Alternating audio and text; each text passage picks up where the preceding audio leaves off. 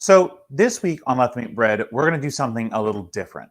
I want to talk a little bit more about that as we get closer to our politics portion. But we're going to have a very different politics portion today than we usually do. So if you don't usually stick around for the politics portion, I highly encourage you to stick around for it today. It's going to be something a little different and a little slower pace, something that I think is going to be helpful just given everything that's in the news lately. And I'll talk more about that as we get there. But this episode is meant to be kind of a healing episode just based on what's going on. So that's what we're going to do for the politics portion. For the bread portion, however, this week we are making bread rolls. It is almost Thanksgiving time in the US. So it means we are gathering together with family and friends. Whether you're doing family Thanksgiving or Friendsgiving, rolls are a perfect part of a Thanksgiving meal. So this recipe comes to us from Tasty today. We're going to be trying Tasty Kitchen's bread rolls, and we're going to be making a full recipe of 16 rolls. Okay, so what's going to happen is I'm going to put all these ingredients together, and then I will show you how to divide everything up as we get towards the end. All right, let's get started. First thing we're going to do is take half a cup of warm water and combine it with 1 cup of warm whole milk. Now usually I substitute my milks, but I'm using whole milk specifically for this one.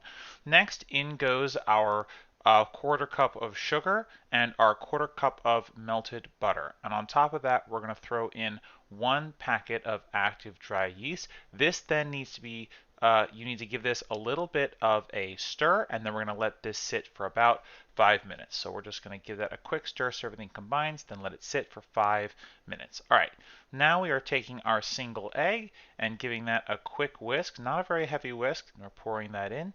Right after 5 minute mark, we're going to pour in our yeast mixture here. Just putting all of that in, and then we're going to start to stir this around. It's going to be a little difficult at first because it's a very wet dough, but don't worry about it. It will all start to come together. You can see now that I've got it into kind of clumps. It's a little hard to see, but you can see that more of it's coming up as I stir each time. And then now a little later, we have it coming up in just giant dough balls, right? You can see now that it's coming up, and we're going to pour this out onto our work surface. Just get all the flour out of there, and then you can start kneading.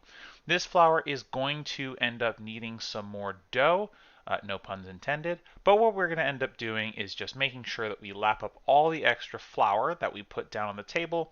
I would say over the course of kneading this, we added, about three, like an extra half a cup, 3/4 cup of flour, and we just poured it on top and just kneaded it all in. So what's going to happen now is I'm just going to knead all of this in. The consistency that you're looking for here is you want tacky and not sticky. The thing that's interesting about this dough is that it actually does require a lot of extra flour to be added. So no need to be conservative with the amount of flour you put on. Just, make sure that the consistency feels right as you're doing it.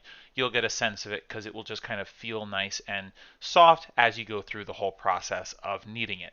So I'm just finishing up my knead here, and then we're going to give it the old window pane test here. Just first of all, of course, put it into a taut ball. Next things next, we're going to take a look to see if it is the appropriate needness, and verdict is we did it. All right, beautiful. So we're going to put it back into a taut ball and give it a nice little pat because you love it. Now let's oil our bowl. You need less than a teaspoon of this, really. You don't need a ton of oil. Just put your fingers around, give it a quick wipe down so that there is just enough oil to coat the bowl, plus a little extra for our ball of dough here. Now give that a quick toss in the oil to make sure it is completely covered, and then we are going to get this ready to be totally covered. So I am using cling film, for my covering. You don't have to, and I am struggling immensely. Come on, Ben, it's just cling film. It won't hurt you. Come on. Come on. There you go. All right. Next, we're going to put our tea towel on it and get ready to go. All right, so our bread is ready for rising. We have covered it. We've oiled the bowl. It is ready to go. Set your timers for an hour. We may not go the full hour. If for whatever reason we don't go the full hour, there will be a jump cut from whenever we end to the hour mark. So just make sure your timers are correct. The timer that I'm using might seem a little off just based on the way the video is going to be cut up later, but just, just an FYI. So let's put this away and get a timer going for 1 hour. See you in a moment. All right. So as I mentioned earlier in the show, this is not going to be our typical politics segment. I'm not going to bring up the whiteboard this week. We're going to have a meditation. So first I want to talk a little bit about some victories this week. Then I'm going to talk about the piece of important news that I'm going to be reflecting on during my meditation. I think a lot of us are reflecting on right now in the United States. I know that the Kyle Rittenhouse trial is being widely watched throughout the world. So I'll talk a little bit about that in a second. But first, I want to start this because this is meant to be a healing episode, a feel-good episode. I want to start with some victories. So we had 3 major labor victories this week that I want to talk about. The first one comes to us from India, where I don't know if you've been following this, but for a very long time, farmers from rural India have marched to New Delhi and have staged a protest camp, even to the point of creating their own little governing body while they were there of farmers. And they're protesting a series of bills which did a whole bunch of things, but would essentially introduce the corporatization angle into Indian farming. And there were concerns amongst the farmers that they would be essentially outcompeted in their own land, that they would lose their livelihoods, and that the government would no longer guarantee prices for their crops, which had been something that the government had been doing for a long period of time, helps keep it sustainable. We do it in the United States, by the way. Dairy is a great example of an industry that is essentially entirely supported by government money. There aren't enough sales of milk, and milk isn't really, milk and cheese and all those things don't really do well enough in the marketplace to compete kind of on their own. So the government guarantees a floor for money. I believe it's either called the milk board or the dairy board. Anyway, in the United States, this is a thing that happens. So the government guaranteeing prices for a set of goods is not a new concept by any means. But earlier this week, Prime Minister Narendra Modi of India announced that he will be, quote, following the constitutional process to repeal these 3 laws.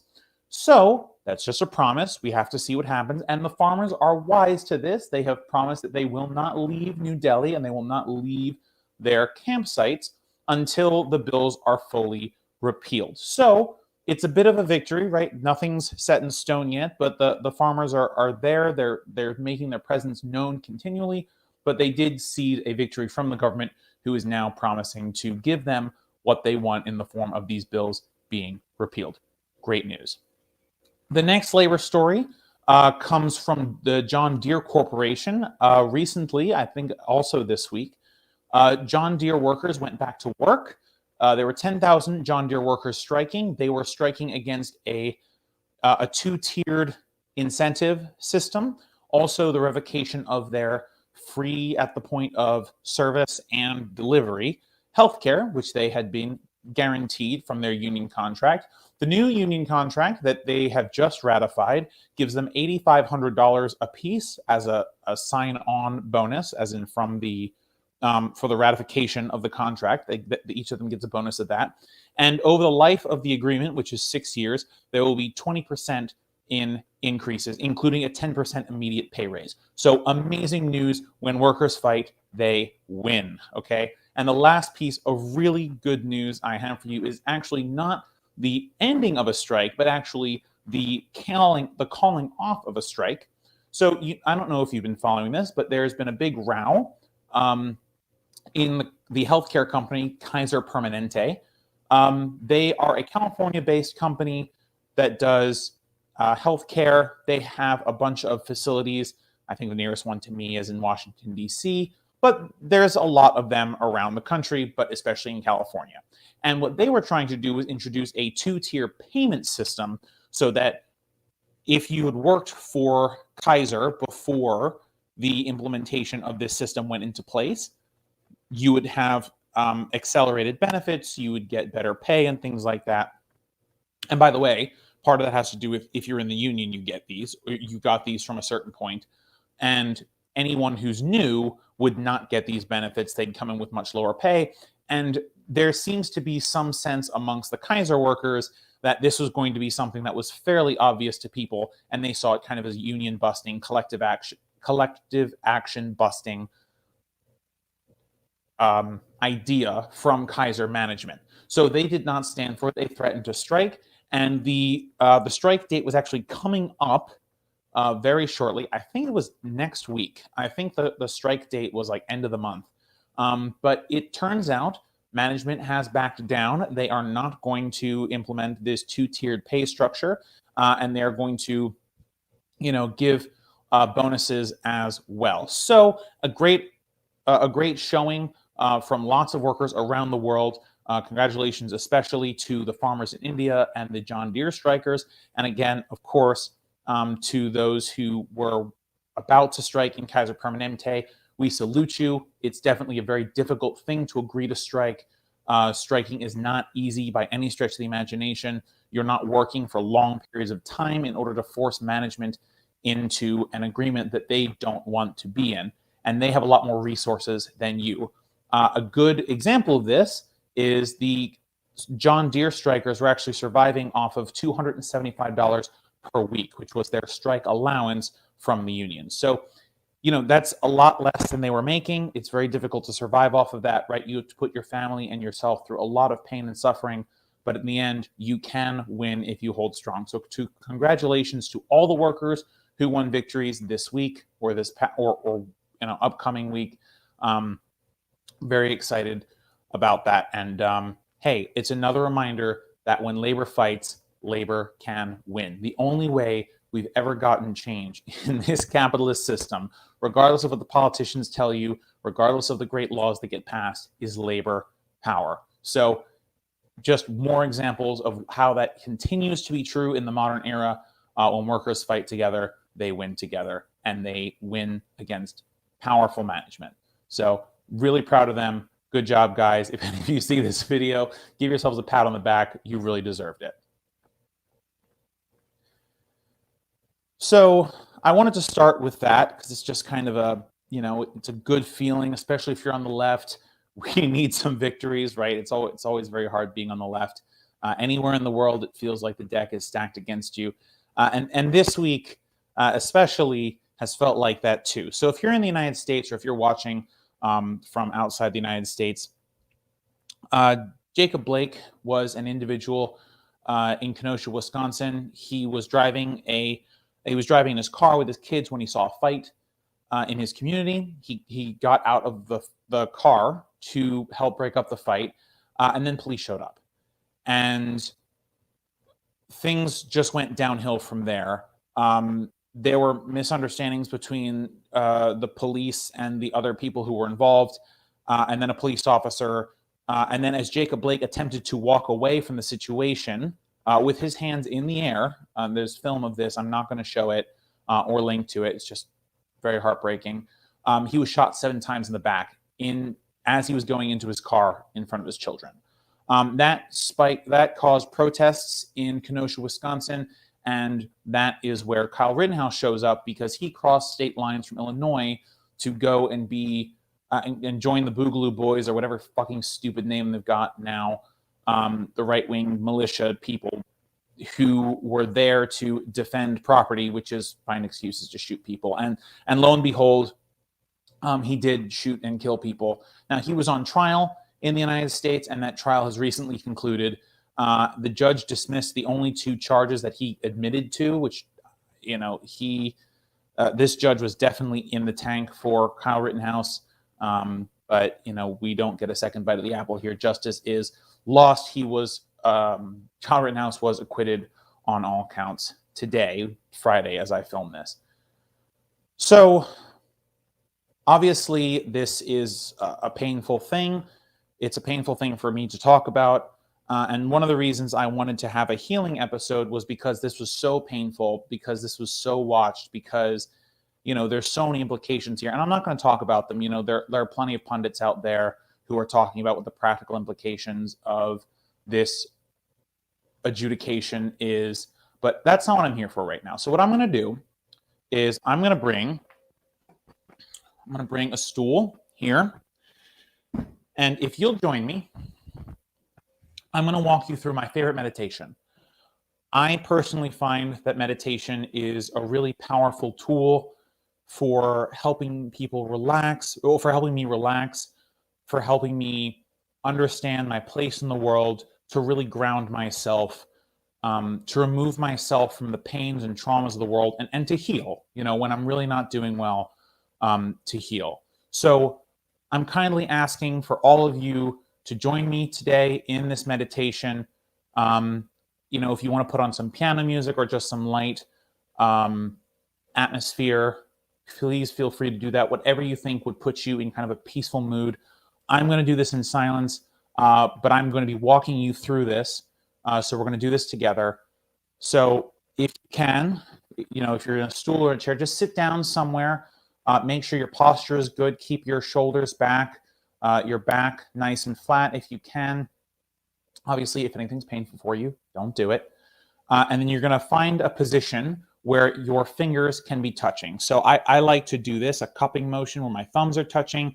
You can hold your hands in prayer, any kind of way. Just make sure that your fingers or your thumbs are touching, right? Create a connection in your body as we go through this kind of mindful, almost spiritual exercise together. Okay, so I'm going to do this with my eyes closed. You don't have to, but I find it helps me get in the zone to do that. And as we start, I'm going to keep my eyes open for this. We're just going to take deep breaths. Just start to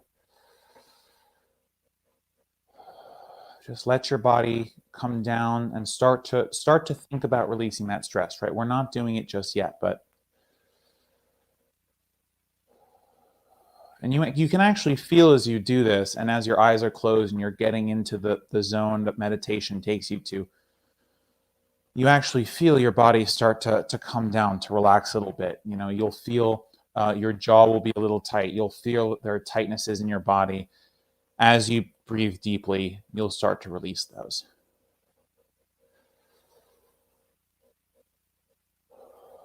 And make sure that breath is really getting to the bottom of your lungs too. All right. So we're about to get started.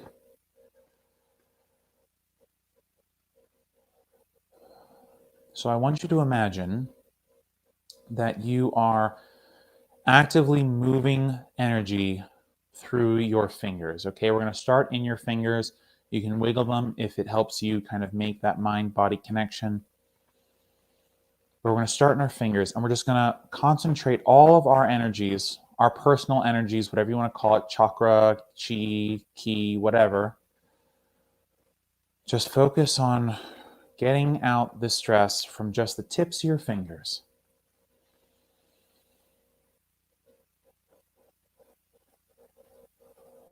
And slowly, as you feel that stress start to release, move down the tips of your fingers to your palm. And by the way, you can move slower than me, you can move faster than me. If you know this routine, you know where I'm going. Feel free to spend as much or as little time on each part of your body as you want. From our palms, we're moving into our wrists. Just imagine the stress, forcing that stress out of your wrists. Meanwhile, keep your posture good. Keep your back flat.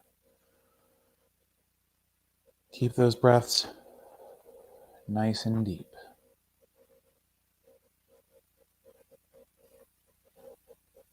We're going to move from our wrists now to our forearms.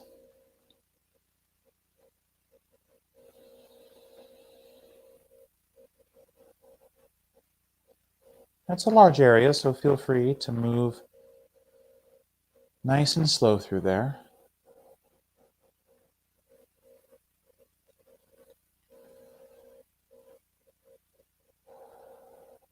We're moving on to our elbows.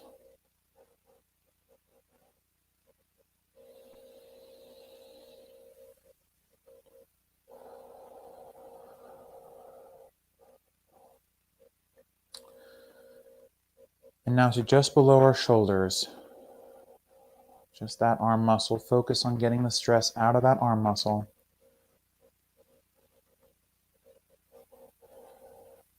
And I'm holding my arms in the air, but you don't have to if it's uncomfortable for you, or you find it doesn't relax you to do it this way. Just lean on something, it's all right. All right, now we're going to move to our shoulders. And we're going to spend a lot of time here because your shoulders actually carry a lot of that stress. That we have sayings about it in English and in different languages too, about carrying the world on your shoulders, taking a weight off your shoulders. And that weight is stress. So we're just going to carefully and slowly feel our way through our shoulders. You can even move them around if you want, right? Feel free for any of this. If you have an area where you feel like there's a lot of stress and you want to move around to make that mind-body connection, feel free to do that.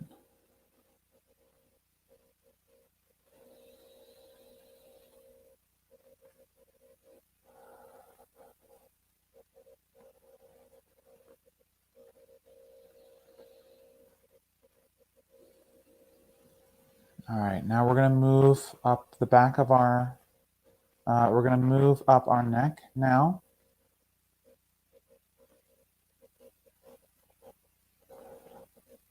Just feel free to move that neck around.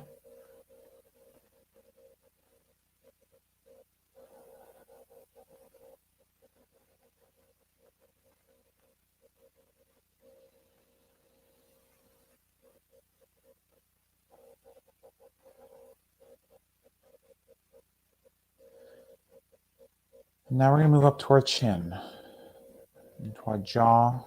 Make sure your jaw isn't clenched. Your jaw is nice and relaxed. Just envision all that negative energy leaving your jawbone, leaving your neck.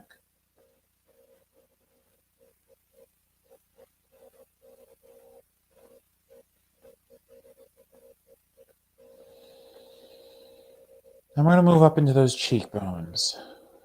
So just relax those cheekbones. Remember to take nice, deep breaths. And just sit here and breathe.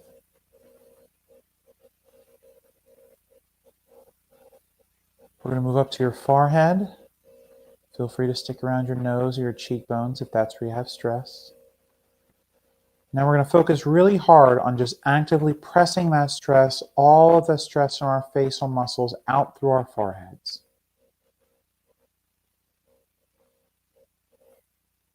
For me, it helps to visualize like a negative energy just leaving my forehead. I find that's really helpful to get my mind in a good place.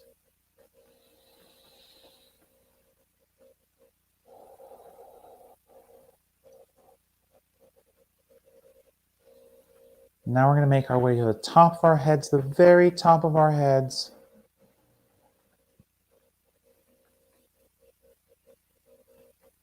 I'm going to let that stress just escape through the top of our heads. And it helps to have your posture up too, because you envision that a string is holding you straight up and down.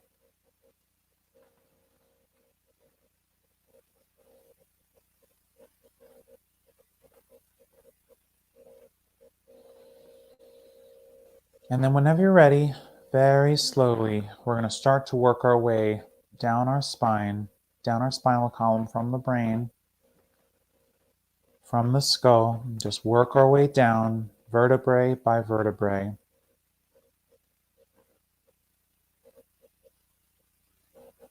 And we're just going to release that stress. Try not to think of anything else except for the focusing on getting rid of that negative energy. I know we have a lot on our minds. It's one of the reasons I'm doing this.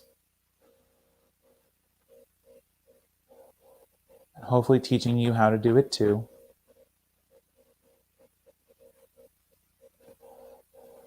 And you can do this anywhere, on the couch, on the floor. You can even do this in bed. Any place you find rest and peace.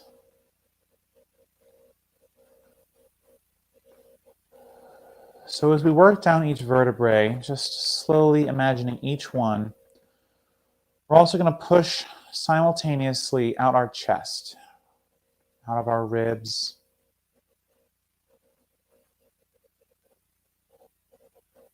focusing on making each one of those breaths count.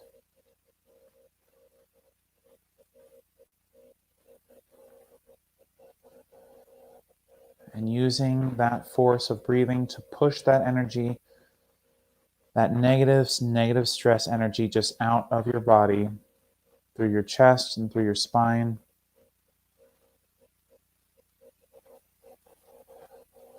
And work your way down your spine, any speed you want. There's no right or wrong way to do this.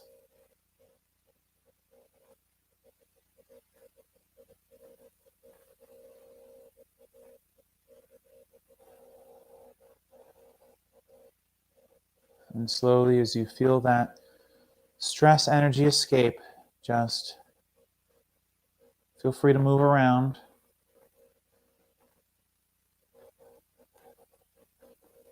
You know, stress wells up in you in ways that it's sometimes hard to tell unless you're actively looking for it. So just push that out and work down. And the back is a place where a lot of stress is, guys. So spend as much time here as you need. If I'm going too fast or too slow, you can do this at your own pace.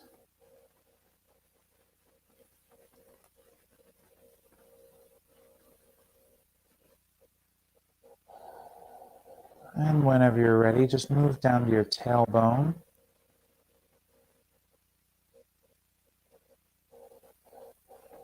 And your pelvis area. Just push stress out of there.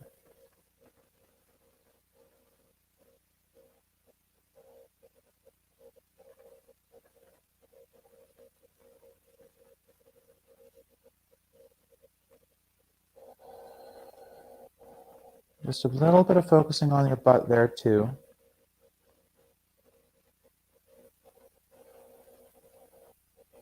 And then we're going to start pushing that energy down to our upper thigh.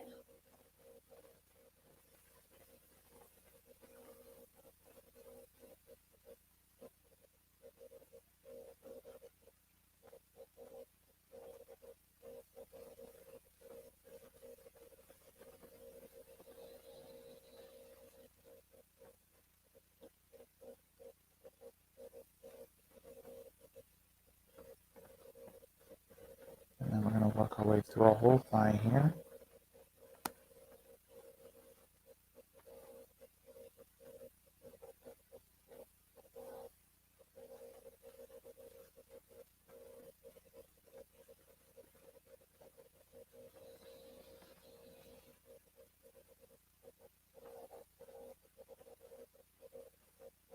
And then we're going to make our way to our knees.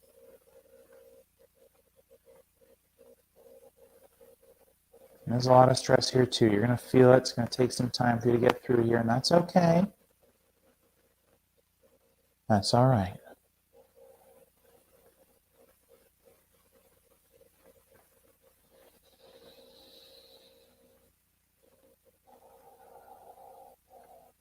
And then when you're ready, we're going to push through those calves.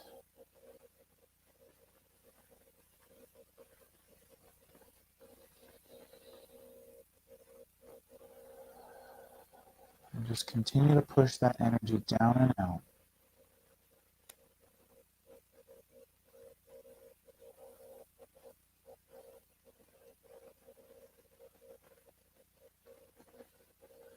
I like to do this with my feet on the floor, but if, having your toes touching or doing like a butterfly makes this more spiritual for you or makes this more relaxing for you or peaceful, or even just laying down, right, if you're doing this in bed or on a couch,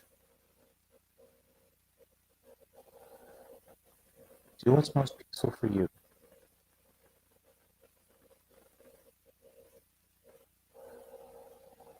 And then we're just going to push down into those feet. And we're going to spend a lot of time here. I'm going to push through each part of that foot. Our feet support us. They hold a lot of our stress. So feel the stress around that ankle and just push it away.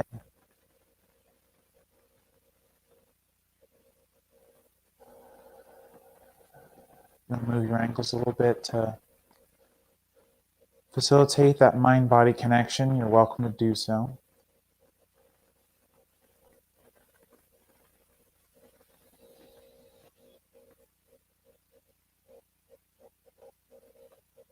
I'm going to push down into that heel.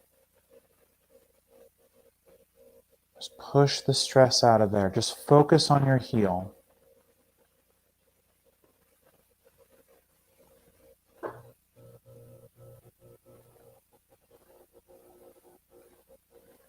All right, we're going to move through the bridge of your foot, through that arch there.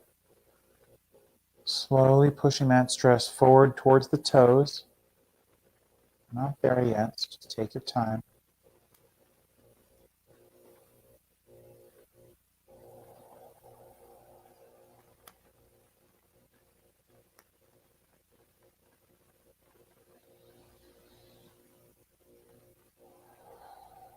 All right, now we're going to arrive at those toes. So, two real ways to do this. You can try pushing out your energy from all your toes at once.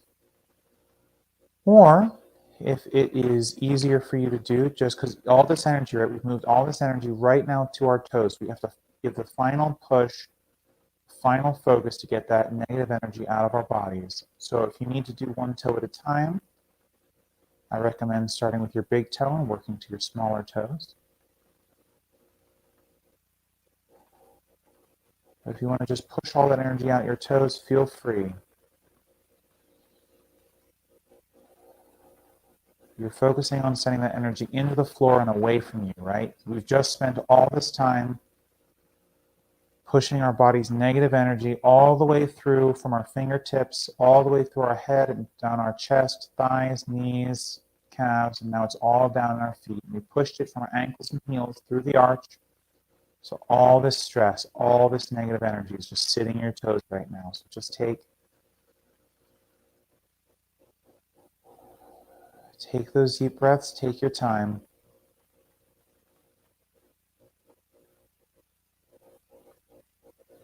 And just let that energy go. Push it into the floor.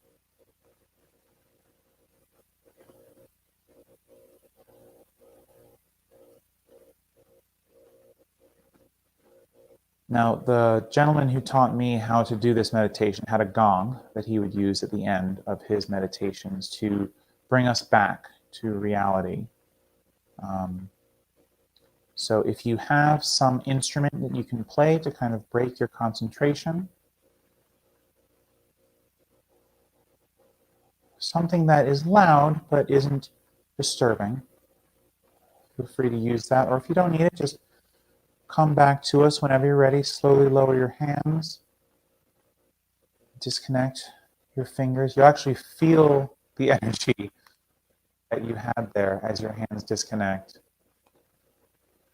And slowly open your eyes whenever you're ready.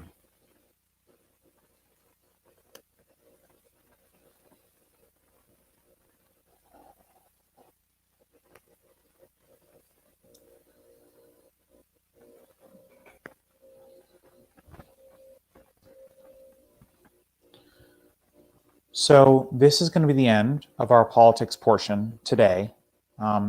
Whatever time is left, we're just going to jump cut towards where we have our bread. We're going to do our shaping. We're going to form our bread into 16 rolls. And I hope that this meditation session, that this kind of healing session was helpful to you. I hope it puts you in a place where you're at ease, where you're happy and comfortable, where you're at peace. And whatever you need to do to cope with the things that have happened this week and to cope with the Rittenhouse trial, I hope I could help you find that. But if there are things that you need to do, take the time and just be at peace. Find your spiritual center, whatever that might be. Meditate. I've now taught you my favorite meditation. I use it for, a lot of times when I'm stressed. It can be a very emotional experience too to meditate like that, to really focus on your own well-being. So thank you for engaging in meditation with me. Thank you for healing with me. And we're going to cut to the shaping of our rolls. All right, so our bread dough has risen. We're just going to start to measure this. All right, so we need to punch down our dough first. You saw me do, and give it a quick knead to get to absorb all of that extra oil that we've just put in it. Once that is done, it's about a 2-minute knead. Once that's done, we want to give our dough away. Mine weighed 48 ounces. And what we're going to do now is we're going to divide our dough into 16 balls of exact same weight, okay? And the reason you have to be so careful about this is because when you actually get to the point where these are rising, they're going to rise into each other when we do our second rise, and they are going to bake into each other when we bake them. So we want to make sure they're all the same size, so they're not pushing each other around, and we don't have rolls that absorb other rolls and things like that. So ultimately, all 16 of these rolls ended up being about 3 ounces each, which just happened to work out really perfectly that I had a number that was pretty much divisible by 16. Whatever your math ends up being, just make sure they are pretty much all the same, or else it's really not going to work the same way. So you can just see that I'm being careful to weigh each of these individually, and very specifically, I'm just dividing my 48 into 2, into 2, into 2, into 2, into 2, until I have 16. And then I'm putting each one in the palm of my hand and just moving it carefully and slowly around the board just to make sure that they are the right shape. And I'm just placing each one of them on the board here. So that's half of them. I'm going to do the exact same thing with the other half.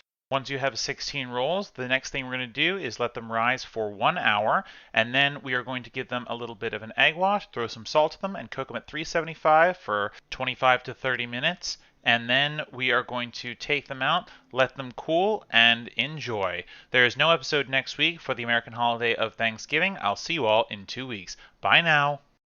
Thanks for watching this video, guys. If you liked it, throw a like on it, share with your friends, and subscribe for more of our content. You can also find all of our videos and clips on youtube.com. Just search Let Them Eat Bread and you'll find all of our content. Alright guys, see you next time. Bye for now.